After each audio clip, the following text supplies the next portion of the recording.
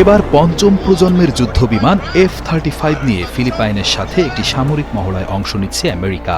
আর তাতেই রেগে আছে চীন। চীনের মূল চিন্তার জায়গা দক্ষিণ চীন সাগর। এটি একটি বিশাল সমুদ্র এলাকা।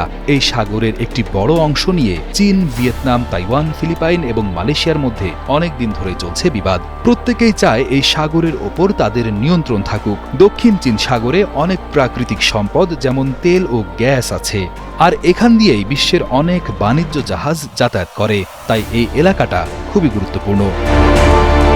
ইউরো এশিয়ান টাইমসের প্রতিবেদন অনুযায়ী 9 থেকে 18 জুলাই পর্যন্ত চলা কোপ থান্ডার 25-2 নামক এই বিমান প্রশিক্ষণ মহড়ায় F-35 যুদ্ধবিমান অংশ নেয়। এই মহড়ায় মার্কিন বিমান বাহিনীর 225 জন এবং ফিলিপাইন বিমান বাহিনীর 2300 জন সদস্য অংশ নিচ্ছেন। ফিলিপাইনের বিমান বাহিনীও এই প্রশিক্ষণে তাদের যুদ্ধ বিমান সহ বিভিন্ন ধরনের হেলিকপ্টার ব্যবহার করছে। 225 জন আমেরিকান সদস্যের তুলনায় ফিলিপাইনের সদস্য সংখ্যা প্রায় 10 গুণ বেশি। মার্কিন বিমান বাহিনীর একটি বিজ্ঞপ্তিতে বলা হয়েছে, এই সামরিক প্রশিক্ষণের মূল উদ্দেশ্য হল উভয় দেশের প্রতিরক্ষা ব্যবস্থা শক্তিশালী করা।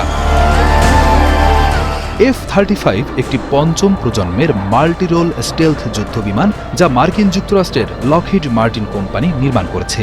বিমানটির 3টি ভিন্ন ভ্যারিয়েন্ট আছে।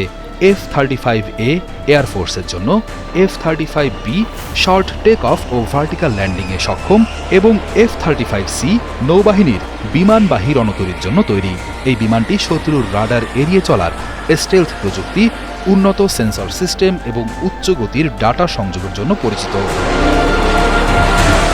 F-35 একই সাথে আকাশযুদ্ধ, স্থল আক্রমণ এবং ইলেকট্রনিক ওয়ারফেয়ারে পারদর্শী, যা এটিকে আধুনিক যুদ্ধে একটি ভয়ঙ্কর অস্ত্র হিসেবে প্রতিষ্ঠিত করেছে।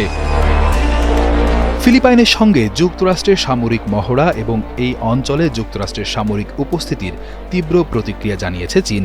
এর প্রতিবাদে চীন ইতোমধ্যেই ভারত প্রশান্ত মহাসাগরে ব্যালিস্টিক ক্ষেপণাস্ত্রের পরীক্ষা চালিয়েছে। এটি স্পষ্টতই ইঙ্গিত দিচ্ছে যে এই অঞ্চলে সামরিক মহড়ার কারণে উত্তেজনা আরও বাড়ছে।